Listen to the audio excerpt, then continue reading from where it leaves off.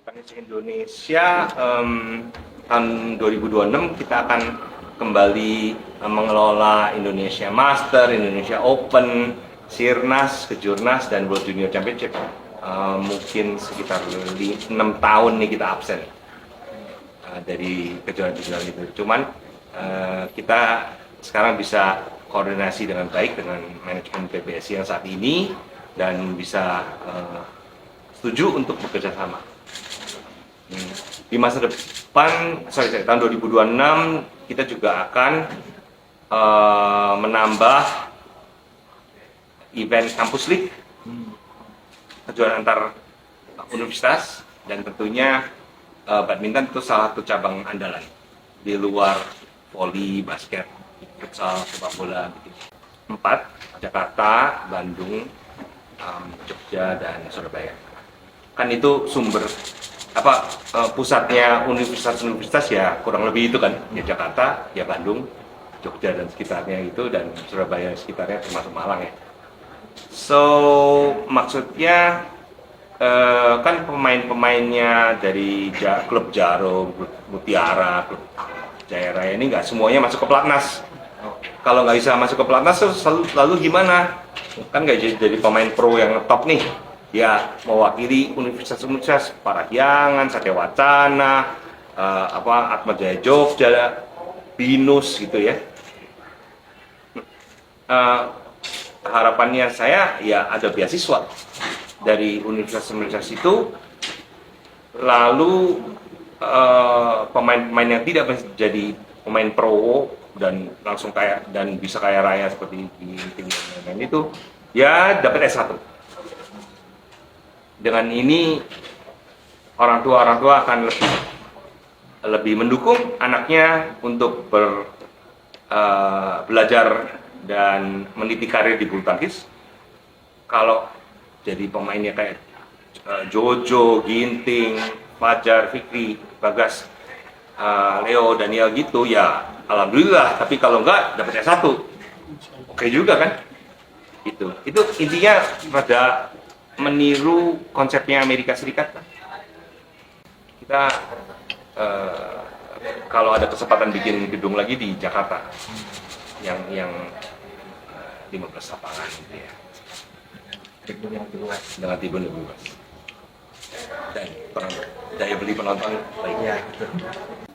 Poin utamanya saya udah ini sih ya, sama ya. Kita juga barusan ngadain audisi umum. Ya standar mainnya, terutama yang putra, tinggi. Dan setiap tahun tuh di Indonesia makin tinggi.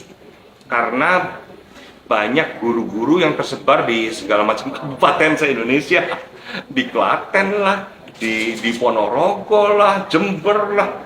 Jadi ini yang kekuatannya bulu tangkis Indonesia yang nggak banyak orang ngomongin, yaitu guru-guru bagusnya ini yang jebolannya Jaya Raya, Mutiara, Eksis, dan Tangkas, segala ini banyak tersebar-sebar di segala provinsi, segala kabupaten, Manado, Ternate, bla bla bla. Itu begitu di audisi kan kelihatan, mereka ini hasil gemblengan guru-guru yang bagus gitu. Jadi Indonesia tuh rada kayak Amerika di basket ya, banyak guru olahraga itu yang pinter ngajarin sehingga generasi berikutnya tuh makin lama makin bagus. Kayak Om Lim Swee King aja bilang ke ini ya, para legenda yang lainnya, saya umur 14 tahun nggak sebagus anak-anak sekarang ini yang ikut audisi segala macam gitu loh. Jadi menyenangkan, dan Indonesia tuh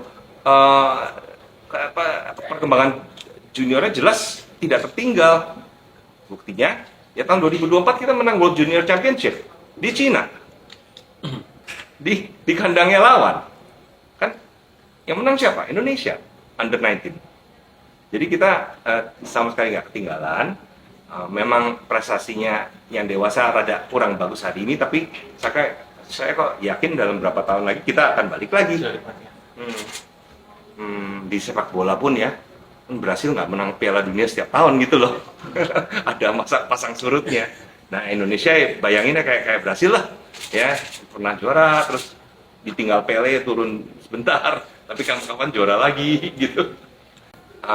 Jarum akan menggulirkan Campus League mulai dengan futsal berapa bulan lagi nih. dan akan dilanjutkan sama olahraga yang lain ya, volley, badminton dan lain-lain.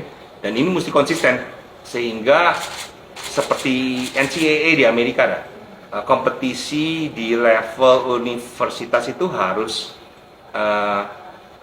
berbobot, prestisius dan membanggakan, sehingga banyak universitas yang mendukung program-program olahraga ABCDE gitu ya.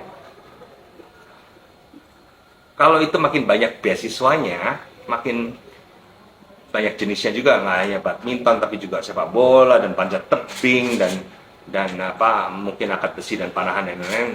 Itu Indonesia ada kemungkinan untuk maju di banyak olahraga sekaligus, karena banyak orang tua yang akan ngelesin lah anaknya atau dorong anaknya, please jadi pemanah, please jadi pemain panjat tebing dan lain-lain. Ya karena orang tuanya tahu, ya kalau jadi pro, alhamdulillah menang olimpiade dapat 6 miliar. Kalau nggak jadi pemain pro dan begitu-gitu, ya dapat S1 oke juga. Karena kebanyakan orang tua merasa sukses kalau anaknya lulus S1, merasa saya berjasa, saya udah mendidik anak saya dengan baik. Dan itu kayaknya cukup universal gitu.